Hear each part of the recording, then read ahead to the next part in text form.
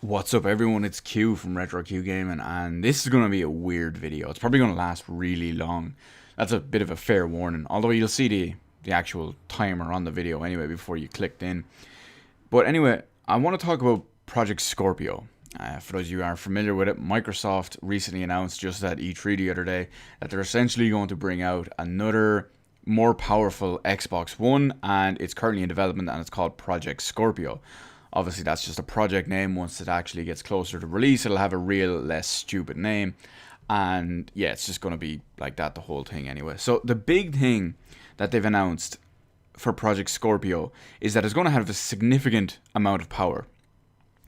The best way to describe it is essentially they calculate it in teraflops, the power in teraflops essentially, and it can do roughly 6 teraflops, which is around the equivalent of a Titan X. If I remember right, a Titan X is 6.1 teraflops. If I remember right, I'd have to go back and double check that, but I'm pretty sure I saw somewhere recently that a Titan X was 6.1 teraflops. So that's a pretty beast GPU that they're going to be putting into Project Scorpio. Naturally, they're probably going to increase the clock speeds of the CPU as well. They haven't said anything about the ES RAM, and they're keeping the 8 gigs of... They haven't said what type of new RAM or what type of RAM they're using in the new one, but they have said that they're going to keep 8 gigs. So there's going to be 8 gigs of what I'm assuming is going to GDDR5 instead of just sticking with DDR3. Or possibly they could, for all we know, they could be going up to, say, GDDR5X, for all we know, because that'd be some significant increase. Anyway, the big thing about this is it, on paper, and throughout the whole press conference and the whole reveal, I should say, was that Phil Spencer and the floating heads in the actual video that of the developers they went through, and developers were talking it up and talking big stuff and all as well. I don't know, like they were praising all the great things like the sheer amount of memory bandwidth and the teraflops and the ability to create uncompressed pixels. Really? I mean, sure, most people who watch E3 probably aren't up on the tech side of it, but uncompressed pixels? Are you fucking serious? Anyway, that's the marketing jargon aside. So essentially, it's going to be a beast. Okay, so it has some serious potential, and the main thing for this is going to be an upgraded Xbox One that will play your games in native 4K. So with all the extra increased power and all, developers will be able to, I don't know if they're going to bring out like a Scorpio version of a game, or if they're going to have both on a disc, or if it's going to be a patch, or maybe your Xbox will recognize, hey, he's playing on a Scorpio, let's do this, or maybe it'll even give you an option for some settings, which I'll get into a little bit in a minute if you're playing on a Scorpio. Either way, if you have the Xbox One S is barely going to get mentioned in this video. It's only going to get mentioned as quick comparisons for stuff. So I'm not going into the actual discussion on Xbox One S.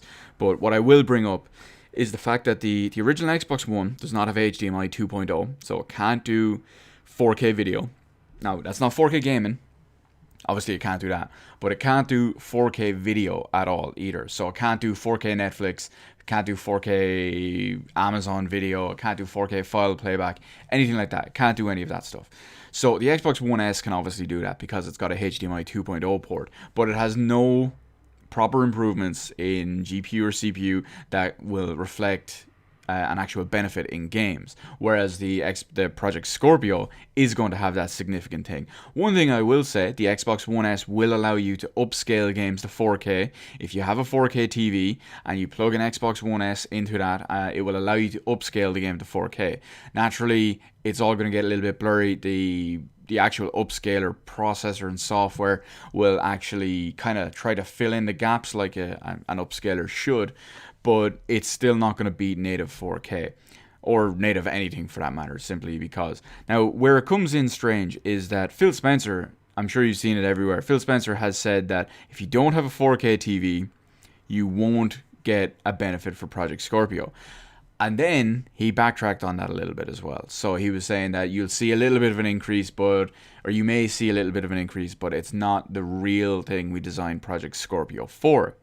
So that brings up a question that I'm really, really, what would be the word? I'm really interested to see which way it's going. Is it going to be, like I mentioned a minute ago, graphic settings, graphics options? Like, are you going to turn on a game on your Project Scorpio Xbox One, and are you going to have the option to play at 4K with maybe high settings and get whatever frame rate, or maybe you can play at what's one down? Maybe you can play at 1440p or a little bit between the two and get higher settings or better frame rate. Or maybe you can still play at 1080p with better settings and then upscale it. I realize that would almost negate the point in some ways, because the upscaler, the need to stretch and upscale the image would possibly damage the quality of the image itself being stretched and upscaled to 4K. It depends on the game and all as well, so it depends on how it's all programmed and all that shit too.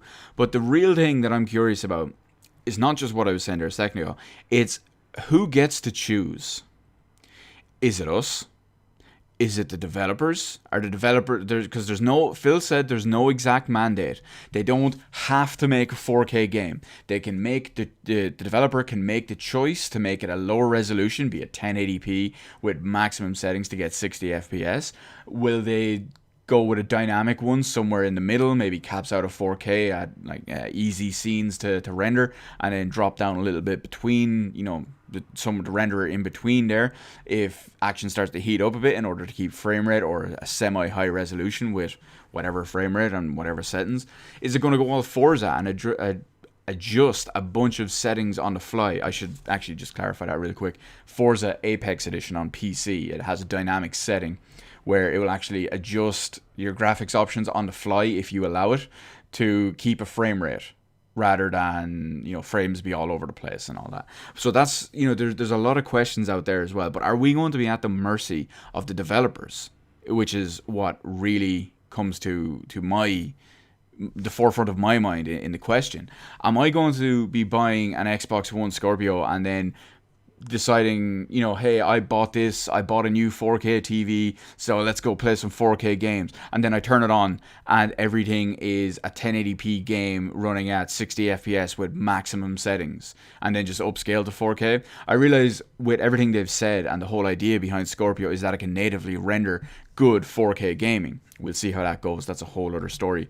But the whole principle is that it can actually render it natively at 4K. Now, like I said a second ago, am I going to be making that choice? Is the developer going to be making that choice? Are they going to be giving us an option? What's the deal? So, like I said a second ago, I don't want to buy a new 4K TV. I don't want to buy a Project Scorpio just to be able to throw in a disc that has a Scorpio mode or whatever it is on it, and then suddenly I don't have native 4K because of whatever. That seems awful sketchy to me. Now, sure, I don't want Microsoft to fully mandate 4K just for the sake of it. We know how that would go. We've seen what would happen in the case of, say, the base Xbox One. If Phil mandated 1080p on games on Xbox One, we'd see frame rates plunge. Because most of the games run at 900p or 720p, some of them 720p on the Xbox One base model as it is. So if you were to mandate 1080p all the time on the base Xbox One, obviously the quality would suffer to keep frame rate, or else the quality would stay the same and the frame rate would nosedive. So is it going to be the same thing? No, it's not. So the fact that they haven't mandated that you must use 4K, the fact that they haven't said that, means that developers are it's both good and bad, because developers can play around with it in both a good way and a bad way. The bad way being maybe they stick to a 1080p game at 60 FPS with maxed out settings, or maybe they do it in the good way. Maybe it's at 4K and they can do decent 4K quality with decent frame rates, or maybe they have to use a dynamic render in between, like I said a second ago, maybe some dynamic actual, not just resolution scaling, but actual graphic setting scaling as well. It's all up in the air at the moment, so it's 18-ish months away. We'll find out a lot more between now and then, obviously. I am personally most likely going to buy a Scorpio, because depending on what happens between now and then, I want to see what's actually announced, the specs, the performance, all that kind of stuff. for the moment, if it lives up to everything it's promised to be, I'll be buying it and I'll be relatively happy with it. I do only have a 1080p TV. I'm going to be upgrading most likely this year to a 4K TV. I have a beast monitor and I barely play my consoles anymore. So yeah, I'm going to be buying a 4K TV anyway, hoping to move out. Unfortunately, I'm stuck at home. But yeah, hoping to move out, get a big 4K TV, have a beast setup and all as well. And at that point, it is what it is, and we'll see how it all goes. No mention on the PS4 Neo, no mention on the Nintendo NX. This video is all about Project Scorpio, so I want to see how that goes. There's 18 months to find out the details, what the actual benefits for it will be. Will something come up and come out and all this info between now and then? Will it actually something come up to turn me off buying a Scorpio?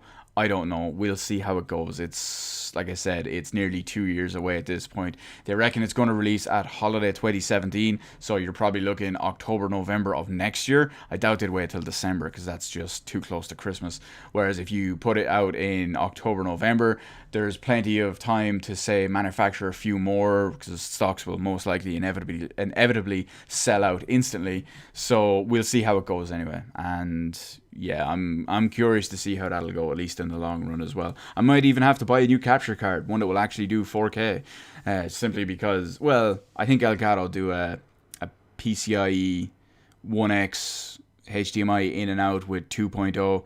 I think that can, since it's 2.0, it should be able to record it. We'll see how it goes anyway. It's plenty of time down the line. So let me know your thoughts on Scorpio down the line. Well, not down the line, but just let me know in the comment section below what you think of the actual Scorpio things. If you think it's going to be better down the line, worse down the line, what kind of effect you might think it have on the Xbox or the Xbox One S. There's so much out there that we don't know at the moment. It's early days. That's why I'm not jumping to too much of a judgment so far anyway. Either way, let me know all that in the comment section below. Hit the like button, hit the subscribe button. You can follow me on Twitter. Details in the description below. Almost forgot that one there for a second. Thank you for subscribing, and I'll see you in the rest of the videos in my channel.